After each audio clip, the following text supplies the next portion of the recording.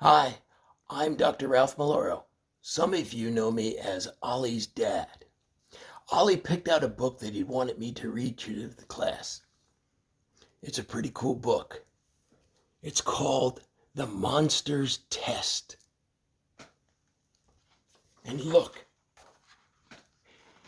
the book is actually signed by the author, Brian Hines, and he left a message. Can you read it?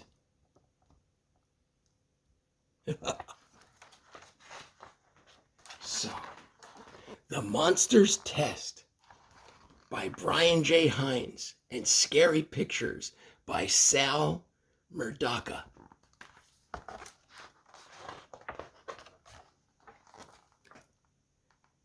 10,000 dreams or more ago, when nightmares came to be, the monster's test was waged one chilling moonlit Halloween. Banshees, ghosts, and hags took flight. Gargoyles, goblins, poltergeists, and creepy beasties of the night that gave one cause to scream.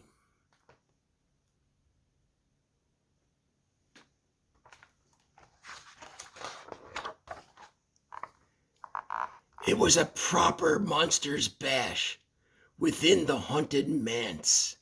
Witches, trolls, and giants too were summoned to the dance.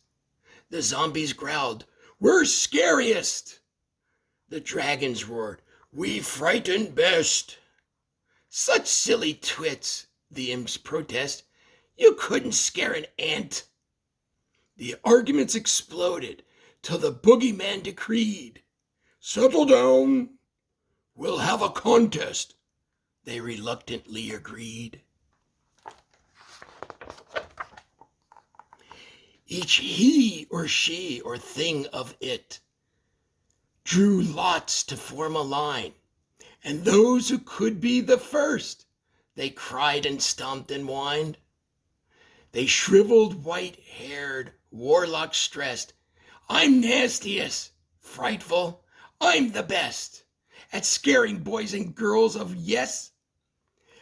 I'll have those kiddies crying." Thunder rumbled, lightnings flash. He conjured up a storm. Within the vault's stormy walls, a swollen rain cloud formed. It poured upon the warlock's head, snake eyes, bugs, and spider webs. Ugh. The gremlins laughed, the werewolf said, "It's someone else's turn." The flustered warlock slinked away, the polka head its nose, while trolls all smiled and snickered. "Number 2, be on your toes."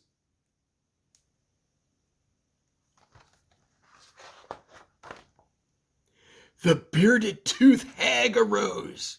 She saddled up her broom and buzzed the quaking monsters as she swooped around the room. She cackled while her runny nose dripped upon her moldy toes and plucked her hairy warts at those who claimed she would lose. Ew. The witch ran out of flying space and plummeted into the fireplace. The vampire howled at her disgrace. "Number 3, please show your face."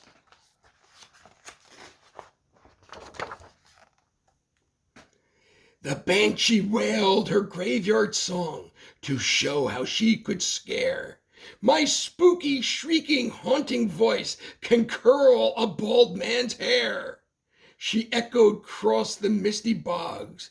The pond kerplushed with fainting frogs who passed out their resting logs, but no one monster cared.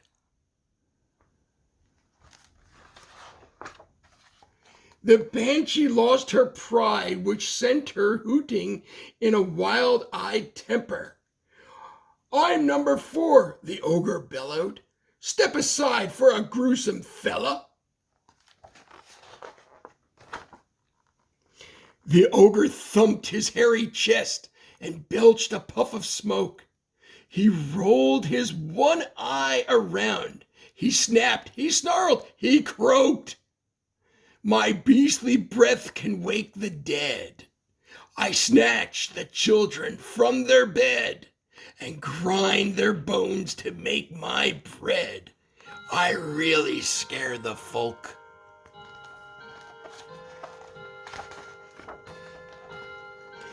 The audience was nodding off. The ogre's act fell flat. And while he wept, a noisy burst forth. The goblins yelled, "What's that?"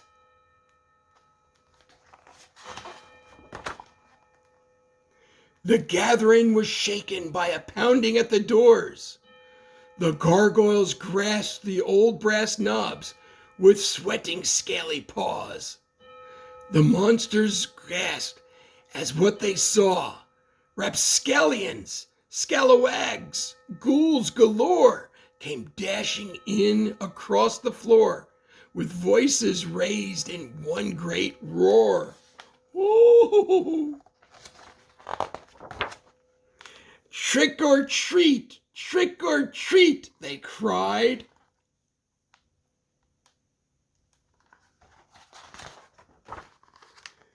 Well, the mummy's wrapping came unspun. The wolfman lost his hair, and Gremlin snatched at flapping bats that dragged them through the air. Monsters, brutes, and horrid beasts beat their feet in swift retreat and fled the house in disbelief. They'd never been so scared. The costumed children fell in laughter, raised their masks, and pranced. They knew those silly, bumbling monsters never had a chance. But the monsters' test was incomplete. Who had the greatest boo? You'll have to pick the winner, unless, of course, it's you.